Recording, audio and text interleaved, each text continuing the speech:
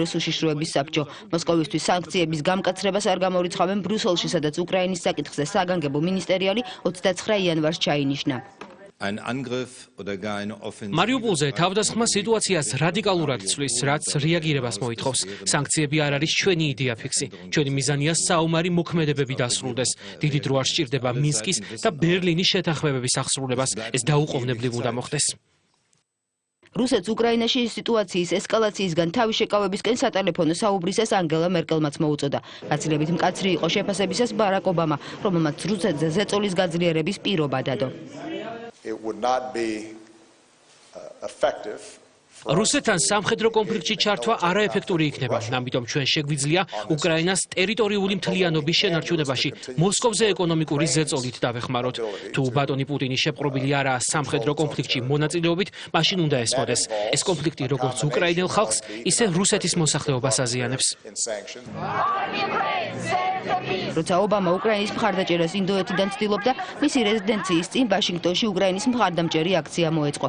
უკრაინული დროშებით კიევ სოლიდარობა შტატებში მცხოვრებ უკრაინელებთან ერთად რუსეთის მოქალაქეებმაც გამოუცხადეს.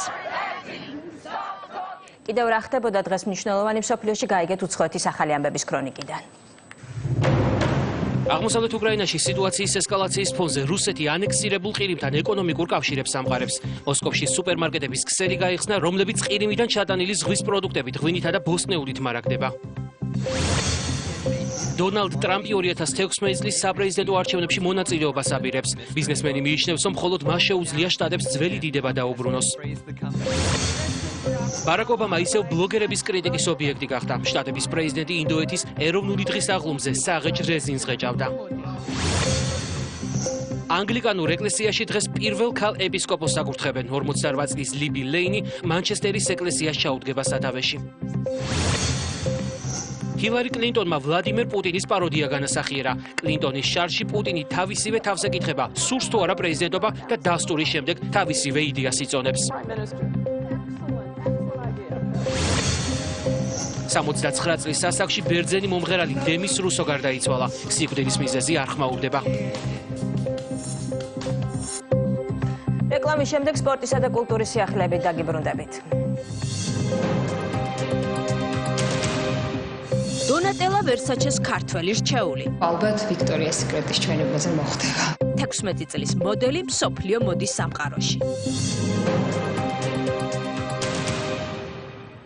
ესეთ ხელისუფლებას ტოვებ და გადავდივარ საზოგადოებაში. ბიძინა ივანიშვილის გუნდი ყოფილი პრემიერის სამოქალაქო სექტორში წასვლიდან 1 წლის შემდეგ. ქვეყნის დესტაბილიზაციის საფრთხე თუ პრობლემები სახელისუფლებო გუნდში. ცვლილებები მინისტრთა კაბინეტსა და მმართველ პარტიაში. რას ფიქრობს ბიძინა ივანიშვილი პოლიტიკაში დაბრუნებაზე, კოალიციის პერსპექტივაზე, ვადამდელ საპარლამენტო არჩევნებზე, საშინაო და საგარეო გამოწვევებზე. ყოფილი პრემიერი მოქმედ პრემიერზე, პრეზიდენტზე, დედაქალაქის მერზე, უმრავლესობასა და ოპოზიციაზე. ექსკლუზიური ინტერვიუ ბიძინა ივანიშვილთან 4 შაბათს 28 იანვარს ქრონიკის მთავარი გამოშვების დასრულებისთანავე.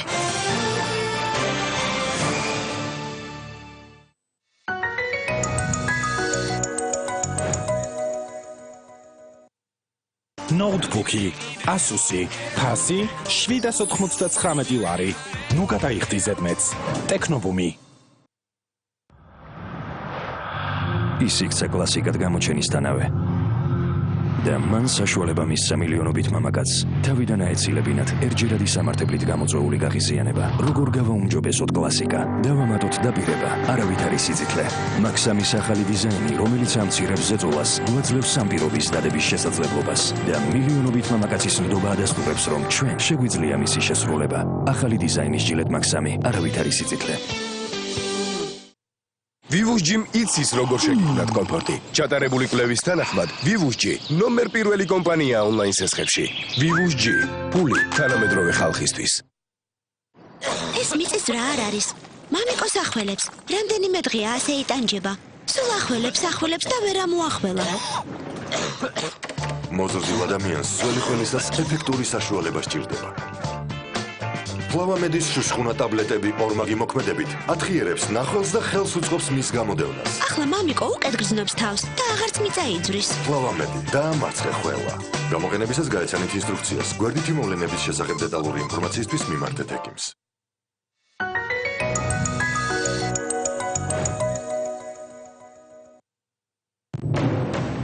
ეს არის ქრონიკა 8-ზე. თბილისი ძალოსნობაში ევროპის ჩემპიონატს უმასპინძლებს 11-დან 18 აპრილის ჩათვლით დედაქალაქს 45 ქვეყნის 350 სპორტსმენი ეწევა.